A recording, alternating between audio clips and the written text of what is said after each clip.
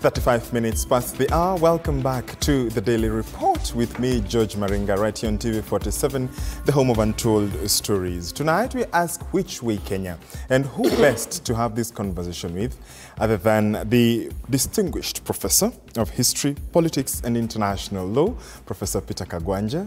Welcome to our studios once again. Thank you, Marika. It's indeed a pleasure to have you in the program. Last we were talking about the king and queen. Yes, the last time we were here, yes, the Queen was in town. The Queen was in town. Yes. And now, as we speak, there seems to be some chaos in town. No, Gen Z, the Gen Z are in town. The Gen Z are in town. Yes. And a lot has been happening. Yes. But I want to, begin by asking you, we've seen what the president has had to say today. Talking about the Ford Foundation. Initially, it was international players, foreign entities, but today he was quite specific.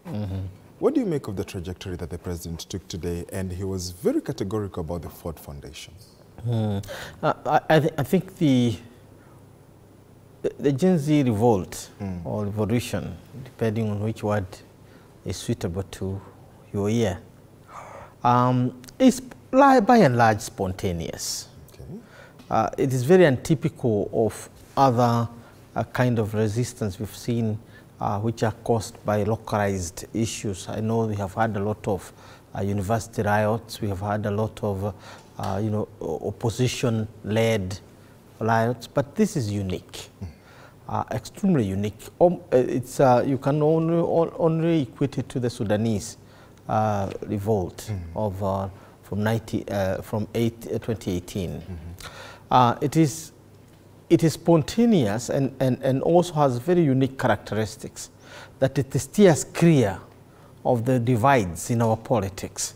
Our divides have largely been ethnic and more recently class, where we're talking about the hustler versus the the dynasties. Previously, it's community blocks versus, if you remember, the 2007 2008 election and the post-election violence. Yes. So those are the main divides. There were attempts in 2002, the Moi succession, to bring in a generational aspect. I think I published widely around it. Yes. That time I was in the West, and was characterizing the 2002 election as a crash of generations. But this is unique because it's not a crash of generations per se, but it is a generation asserting itself as the one asserting the values and morality of our politics. It doesn't seem to be interested in taking over power. It has not even put structures that are discernible, that you can say these are structures to take over power. And I think that's where the president is missing the point. Nobody is interested, I think, in power from the way it looks. This is not to say that the future might not change, but for now, it is more or less of what you can call a moral regeneration agenda or campaign. And if you look at the focus and attention that is given by the Gen Z, it is not about taking up power. This is not a coup d'etat. This is not what you can call a revolutionary movement to immediately take power, but it is to transform power. There is no doubt, and nobody has any doubt in his mind or their minds, that the society has become increasingly decadent. It has become the opulence and the wealth that and riches that followed the Kibaki administration, yes, has fed the greed and the kind of valueless society that came after, whether we're talking about Jubilee for Uhuru Kenyatta or you're talking about the Hasra nation of Ruto. Yes. The underlying aspect is a kind of a quick degeneration into a society without morals. It doesn't matter how many institutions we have pushed in place, because whenever they are pushed into corner, they say, oh, we have the Anti-Corruption Commission, or we have this. But all these have been toothless bulldogs. They've not managed to clean up our society. And I think what the younger generation are saying, that we are ready to die to clean up this republic and bequeath future generations a society that is morally upright. It reminds me of Thomas Sankara. Yes. And his efforts. He would have fitted comfortably into the Gen Z world today. When he looked at the society, yes, that time called Upper Volta, that the Western African state had inherited from France, and it was totally decadent, and it was wasteful, extremely wasteful, completely unfocused in terms of his agenda, led by the idiosyncrasies and whims of the rulers than the priorities of the majority of the nation. The leadership of the time, both military and civilian, pushing its own agenda down the throats of the ordinary people. And Sankara was fed up. So in order to remind the people that they are on a revolutionary path, he first started by renaming his country from Upper Volta to Burkina Faso, which means the land of the incorruptible men and women. Burkina Faso, in the local dialect, yes, that he spoke. And the citizens, everywhere they go, you say, I'm a Burkinabe, meaning I am upright. You cannot corrupt me. So that's where you start, by basically saying, I'm a man, I'm a noble personality. I am a man or a woman of virtue. And therefore you can transact with me. You can trust me. You can invest in me. You can, trust your institutions to me because I'm a man of virtue. I don't think we can say that. So when the young people asked that the cabinet be dissolved, they were saying this government, does not have the trust of the people to continue governing, either in terms of the skill or its dispositions. Okay. Would then dissolving this cabinet have been the cure that that was much anticipated, and to what extent did it resolve and perhaps even reduce the tensions or even the agitation by these young people and whoever was calling for the dissolution of cabinet? One thing we will leave to remember President William Ruto for is that he's a very perceptive Kenyan and understand the vibes and the changing temperaments of politics in Kenya. Had he insisted on staying tough, what you call in Kiswahili kangumu, had he done that, now the Kenya we are talking about now would not have been the same. So even despite all the calls that Ruto must go and all that, we must remember that he has taken a turn that has reassured our people. Despite all the challenges that we're facing, he has done something good. First, it was very, very important that he withdrew the financial bill 2024. Yes. I know people around him, particularly his, hardcore, neoliberal advisors around him, those who think that everything must come from the West, including the sun. I hope that will happen. We're telling him we're advising him actually to stay tough, and they are in the majority. So we congratulate on those who are in the minority, who basically got the president to have a team that he could rely on to say, let's pull back the finance bill. After all, Kenya is going nowhere. This is not the first or the last bills that we are having. We'll have many more. So that's one. Second, when the demand for the cabinet to be dissolved, he did not take a lot, and he just dissolved the whole cabinet. And he's not the first to do that. Kibaki did it? Yeah, Moi also had done it before. Okay. If you recall, Yeah. the 1983, that period.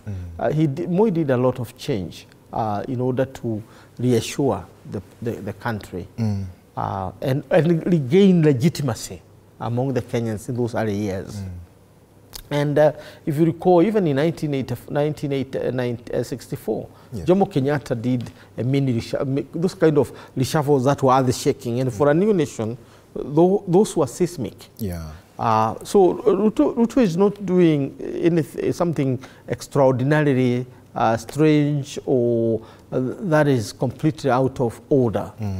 He's simply trying to reset the nation, or he has reset the nation in a positive way. Okay. But the moment he yielded to the 2024 financial bill, and now Parliament, he has also to be prepared to go with the young people regarding where they go. Of course, we have drawn the red line. The red line for me is that we have to allow President Ruto and Gachagua to go up to 10th of August, 2027. 2027. Not because they cannot push for the removal before that time, but what do they have as an alternative for the nation?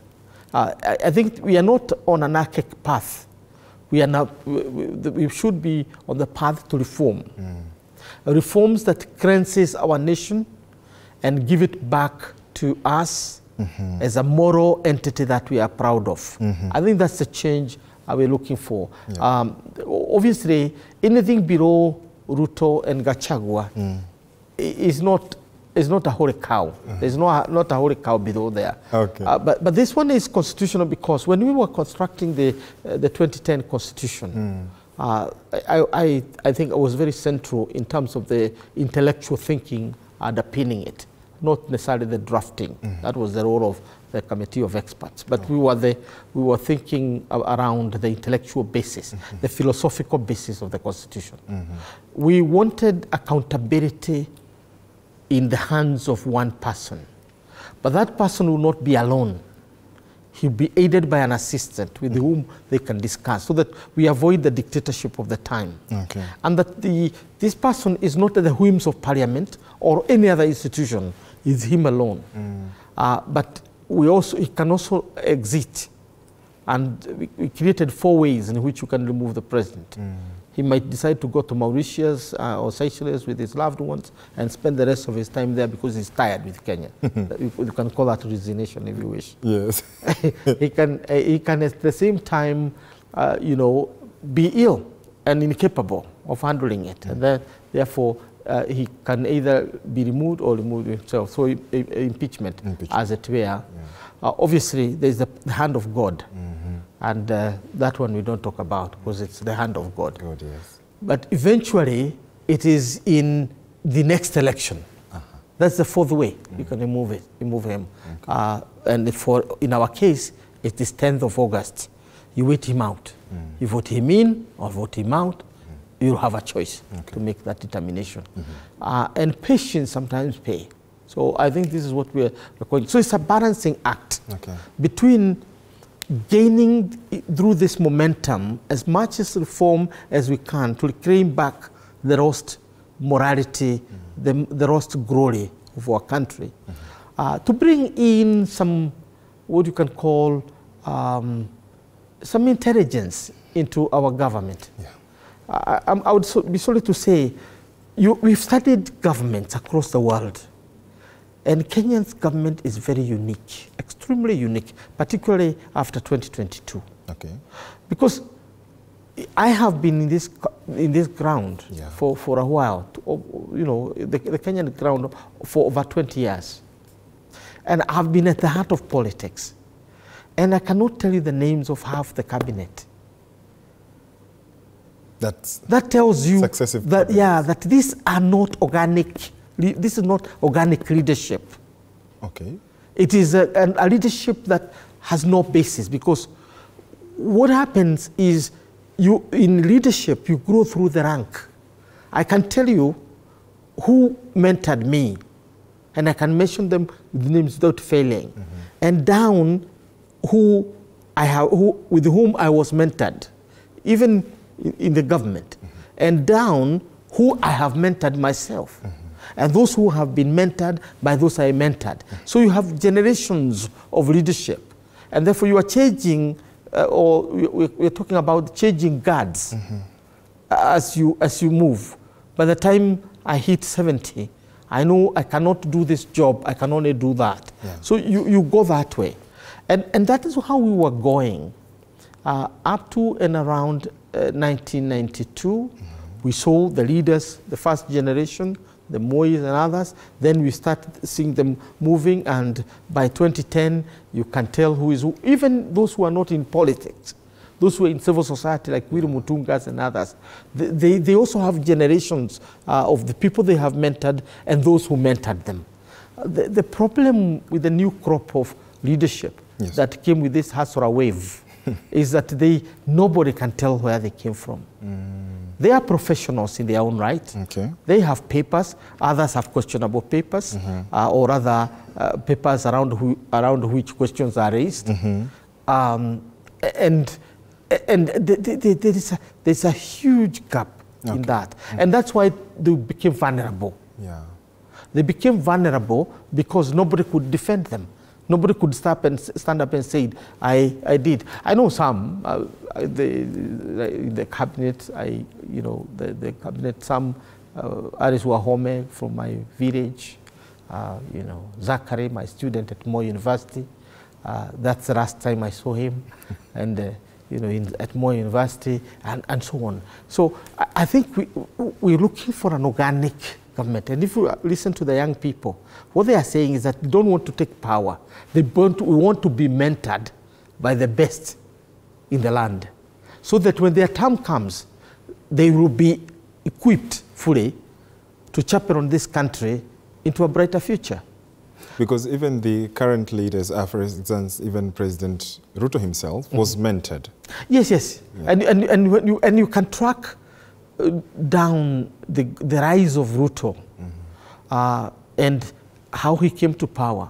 You can question the path or have debate around the path, but you know it. You know the values he could never have been exposed to because they were never there.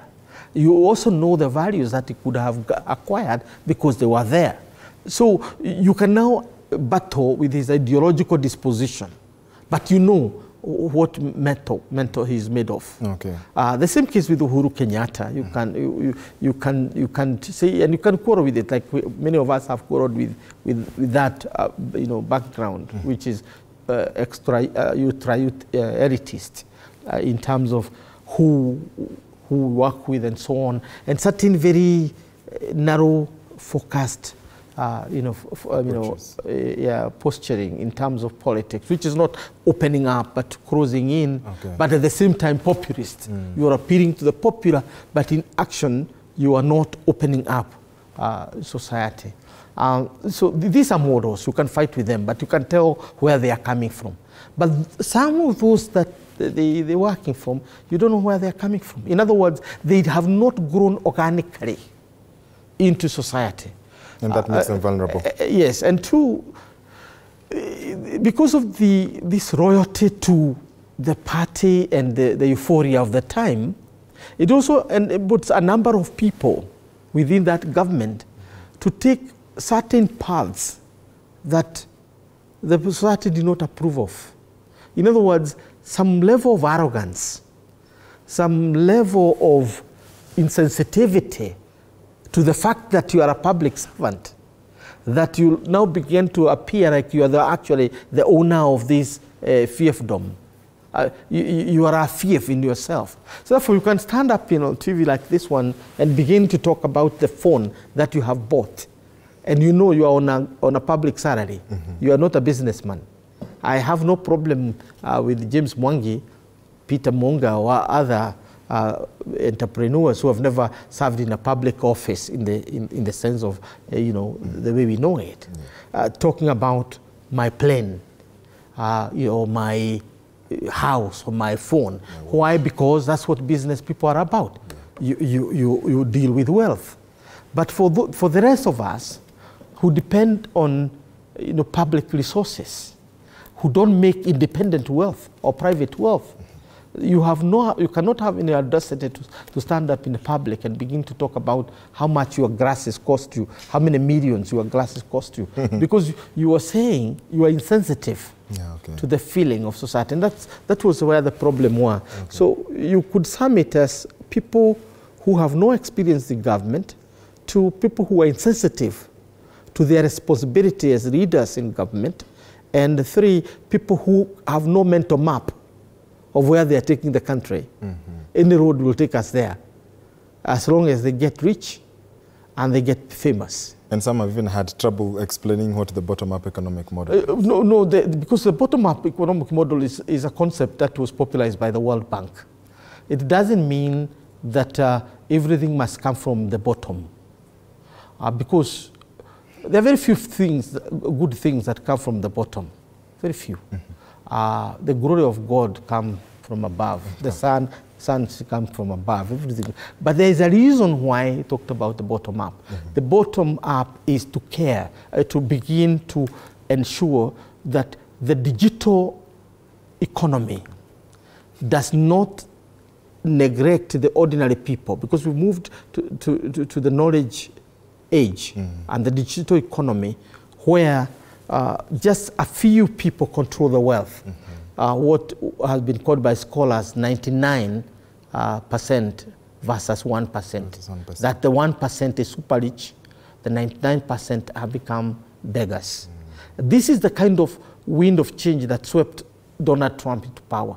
His populism is basically based on the idea that America is such a divided society in terms of the wealth gap.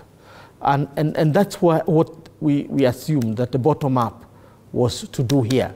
It was to reverse the widening gap between the poor and the rich in the country, between the haves and the have-nots.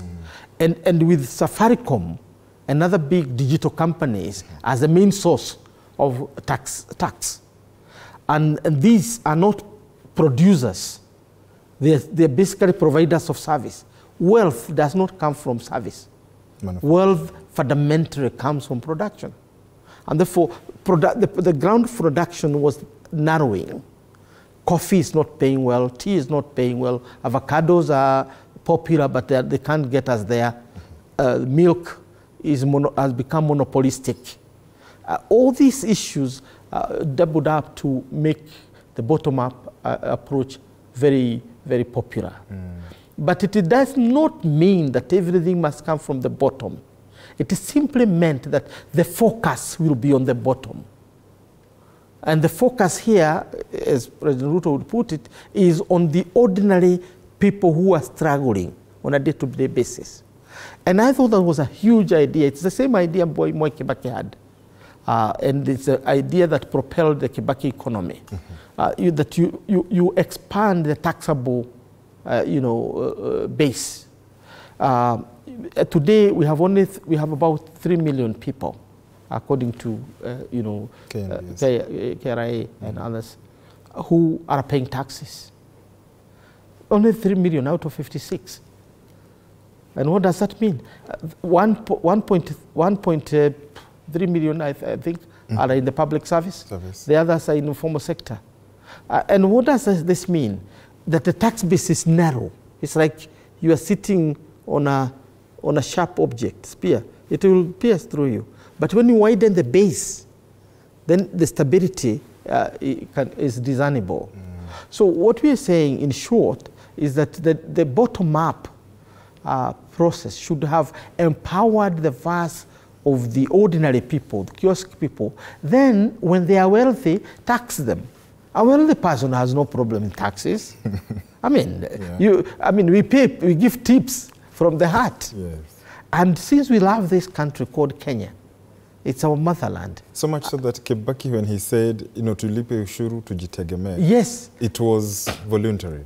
And he put money in people's pockets. Okay. You look at the queues in Jivanjin Garden of people going to collect money from Equity, from a man called Gary, who was the financier of Equity when it was so small. Yeah. the queues were long. They were long. But you know how much they were going for? 100 shillings, 200 shillings. They're not going for thousands. No, 100. You borrow, you go and buy half a sack of mikohoro, the cob, the roast maize, yes. And then you roast, and then you pay. Kibaki only get 10 cents or 5 cents. But begin to imagine, if you get 1 shilling from 56 million people, how much we're talking about. You have expanded the tax base. Obviously, there were other interventions which I think President Ruto has begun to bring back. Okay. You focus on the youth. Do you know what we are talking about today? We are the first country that is beginning to feel the weight of our youth bulge. Talking about the first, Prof, let's take our first short break right here on the program, and then we'll be back to discuss more on this. I can see your questions are coming. We are all in class here listening to Professor Peter Kagwanja on Which Way Kenya, as we attempt to see, where we shall be heading as a country in the coming days. Do stay with us after this short commercial break.